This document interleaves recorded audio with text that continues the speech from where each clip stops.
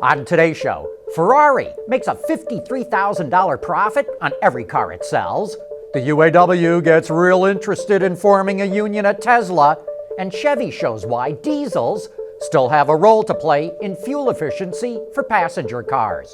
All that and more coming right up on Autoline Daily.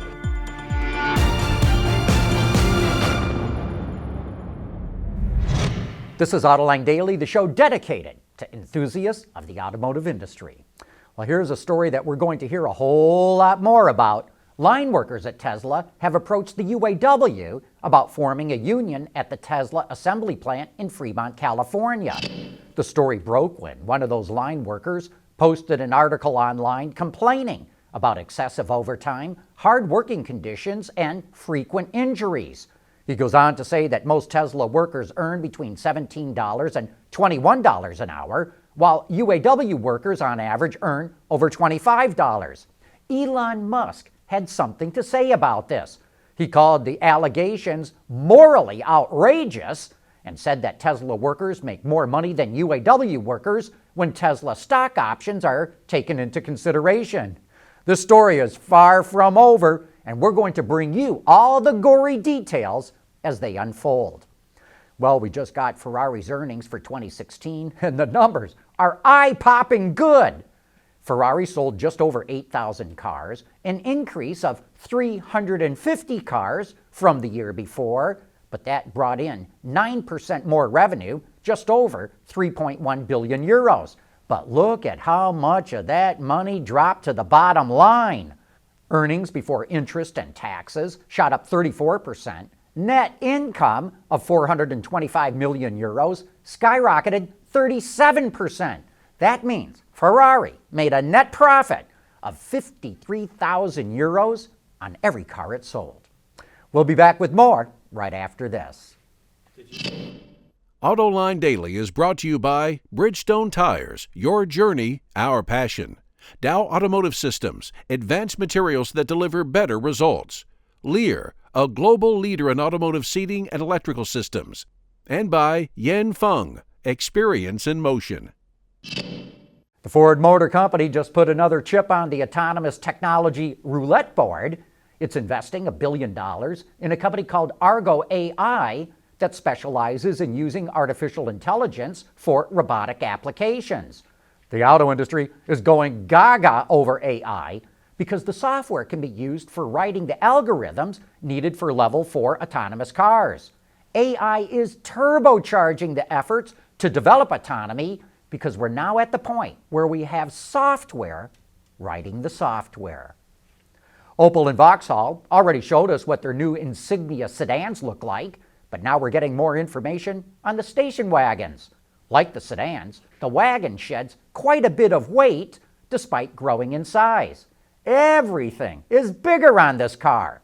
The wheelbase is over 3.5 inches longer. The trunk's bigger. Cargo space was increased, and the passengers have significantly more room. And yet, the car is 440 pounds lighter.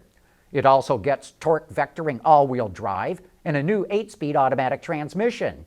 Look for the new Wagon and Sedan to make their official debut at the Geneva Auto Show next month, and then look for them to debut in the U.S. as the new Buick Regal. Coming up next, the Detroit Three formally petitioned the Trump administration to reopen the midterm review on fuel economy regulations. For the people at Dow, racing is a sport and a science. We enjoy one and learn from the other. But like most competitive people, we like winning at both. This is the human element at work. Dow. There's more car news and industry insight from the Autoline Network every day. Take a moment to click that subscribe button. You'll never miss another Autoline episode.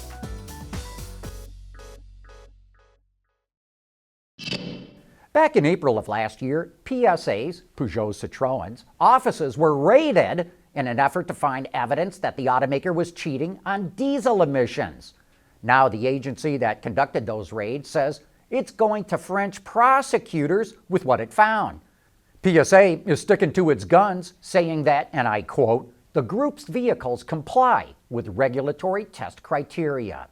And in other diesel news, but this with a more happy note to it, Chevy announced that the new Cruze diesel sedan with a 6-speed manual transmission will get an EPA-estimated 52 miles per gallon on the freeway, 30 in the city, and 37 combined. With a 9-speed automatic, those numbers drop slightly on the highway, go up a bit in the city, and end up with the same combined number. Plus, this diesel meets the most stringent emission standards, Tier 3 Bin 125. The Cruze diesel will be available later this year with a starting price of just over $24,500, and that includes destination charges. Well, it's a wonder that this story didn't break on Twitter. Mary Barra, Mark Fields, and Sergio Marchione wrote a letter, how quaint, to President Trump, asking him to reopen the EPA's midterm review of the CAFE standards. The EPA hurriedly ended that review in the last days of the Obama administration. Originally, the deadline was supposed to be April of 2018. Automakers would love to get some relief from that standard, and Trump is obviously ready to give it to them. My position's always been that the 2025 CAFE standard should be pushed back to 2030. That would give automakers another design cycle to meet the standard, which would be a huge relief for them. And yet, it would keep the standards in place because they are scientifically sound. So we'd still get to the same environmental results just a few years later. Anyway, that's how I see it, and as always, we welcome your feedback in the comments section. And with that, we wrap up today's show. Thanks for watching, and we hope to see you here again tomorrow.